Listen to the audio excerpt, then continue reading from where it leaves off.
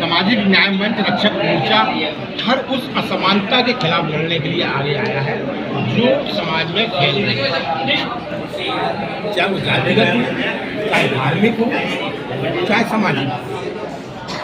आप मानते हैं कि गत 70 सालों में जब तक कांग्रेस शासित इस देश में शासन रहा, सत्ताधारी पार्टी रही, तब तक क्या सामाजिक असमानताएं आपको नजर आई?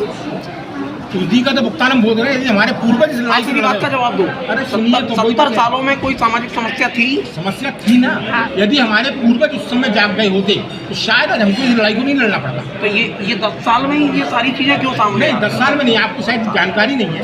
मैं 32 साल से इस लड़ाई को लड़ रहा हूँ, आज से 32-33 साल। इस बात की भी जांच होनी चाहिए कि इतने बड़े आयोजन के लिए फंड कहाँ से आया। शासन का जो खुफिया तंत्र है फेल हुआ, इसका मतलब शासन फेल है। आपका किस टाइप का आंदोलन होगा, आप क्या बात कहना चाहते हैं? अभी जो आंदोलन हम लोग कर रहे हैं, तो अभी प्रेस कॉन्फ्रेंस हमने जो रखी है 3 उद्देश्य के लिए रखे हुए हैं। पहला, दरबार में धर्म परिवर्तन हुआ है। दूसरा, कल कांग्रेस पार्टी द्वारा तथा कथित जो सामाजिक न्याय सभा रखी हुई है वो है। तीसरा, जो अभी हमारे चीफ जस्टिस रिटायर हुए सुरेश कुमार के, उसके लिए रखा हुआ है। सुरेश कुमार के एक चीफ जस्टिस से रिटायर्ड हुए हैं। जब उनका वीडियो मैंने देखा तो एक मन में चिंता उत्पन्न हुई कि जब चीफ जस्टिस के पद पर रहते हुए जातिगत इतनी भावना इस व्यक्ति के अंदर हो तो क्या ही करेगा। उनका क्लियर कहना था कि ग्वालियर में जो मुद्दा चल रहा है इसको देने के लिए ऐसे मांगने से नहीं मिलेगा, उसको छीनना पड़ेगा।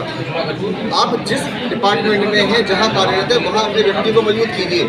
मैंने ये भी कहा कि मैं अपने 8 महीने के कार्यकाल में जब मैं न्यायालय में रहा, उन्होंने एक अधिवक्ता को वरिष्ठ अधिवक्ता बनाया, 7 वैकेंसी जज की थी, वहाँ उन्होंने 2 अपने व्यक्तियों के नाम दिए हैं जो कि आने भविष्य में न्यायालय में जज बन के आएंगे। उनका ये भी कहना है।